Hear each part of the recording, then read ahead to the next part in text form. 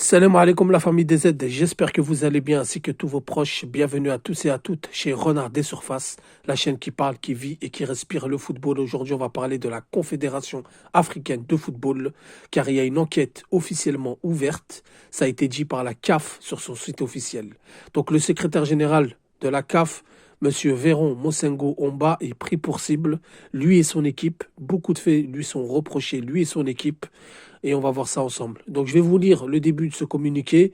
Ensuite, on va parler du secrétaire général de la CAF, Véron Mosengo Omba, et je vais vous donner mon point de vue. Donc, officiellement, la CAF demande à la commission d'audit et de gouvernance l'ouverture d'une enquête à la suite d'allégations de violation de ses règlements internes au sein du secrétariat de la CAF.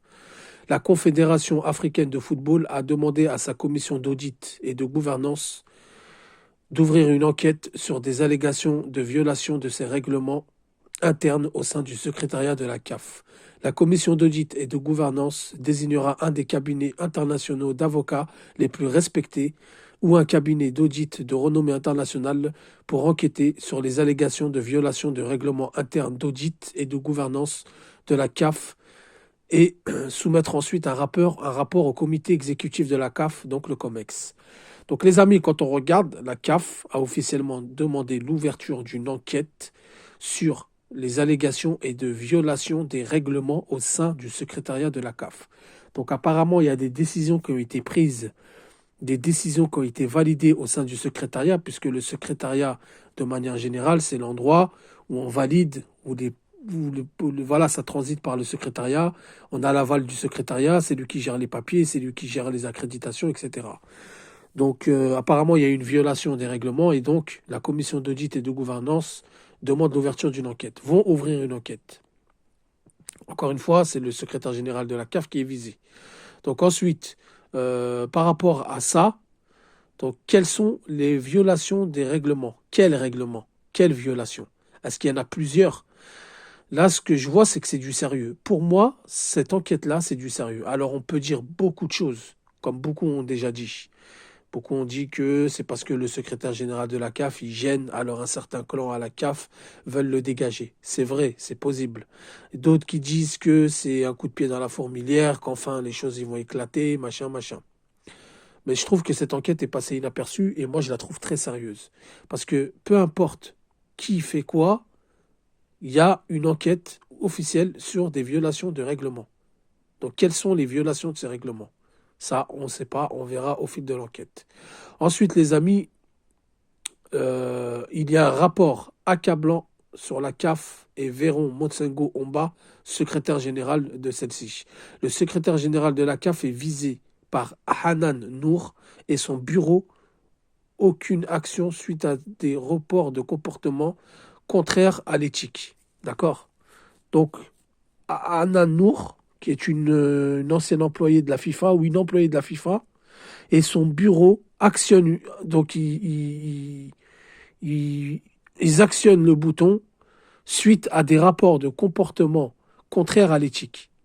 Donc déjà là, on se rapproche de l'éthique, on se rapproche de ce fameux éthique qui n'a jamais été respecté par la CAF.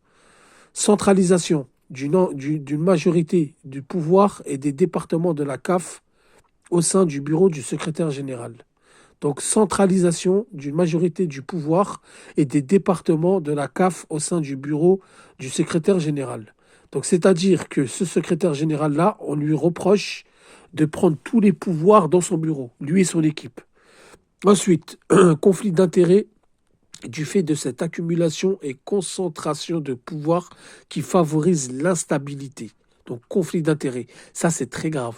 Un conflit d'intérêts, ça rentre dans le trafic d'influence, ça rentre dans toutes ces choses-là. Donc conflit d'intérêts du fait de cette accumulation et concentration de pouvoir qui favorise l'instabilité. Donc ça veut dire, bah voilà, conflit d'intérêts, ce qui ramène de l'instabilité au niveau du secrétariat de la CAF. Donc des décisions qui vont être prises contrairement à l'éthique, des choses qui vont être faites qui sont contraires à l'éthique, etc., etc. Possible conflit d'intérêts qui favorise certaines fédérations. Donc ils vont enquêter sur ça aussi. Possible conflit d'intérêts qui favorise certaines fédérations. Ça, c'est des accusations très graves. Et favoritisme au sein du secrétariat.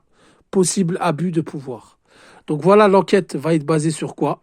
Sur des infractions au niveau du règlement, sur du conflit d'intérêts et ils vont savoir pourquoi Véron Mosengo Omba s'accapare tous les pouvoirs dans son cabinet. Maintenant, la question qu'il faut se poser, c'est que Véron Mosengo Omba n'est pas tout seul. Donc il a une équipe avec lui, il a des gens avec lui qui ont agi, qui ont fait. Donc ça va être une enquête, ça va être des témoignages, ça va être des interrogatoires, etc.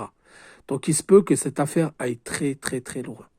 Maintenant, soit c'est un règlement de compte entre Mostepe et Véron Monsemba Omba, parce qu'apparemment lui aussi voulait prendre du pouvoir, lui aussi voulait faire des alliances pour aller contrer certaines influences, ou alors tout simplement c'est un gros coup de pied dans la fourmilière et dans peut-être pas longtemps on saura certaines choses. Au moins un début d'enquête. En tout cas, moi je prends ça très au sérieux, ça vient pas au hasard, le timing est très bizarre, comprendra qui pourra. En tout cas la famille, dites-moi vous ce que vous en pensez en commentaire, je vous répondrai. Sur ce je vous dis salam alaikum, que la paix soit sur vous.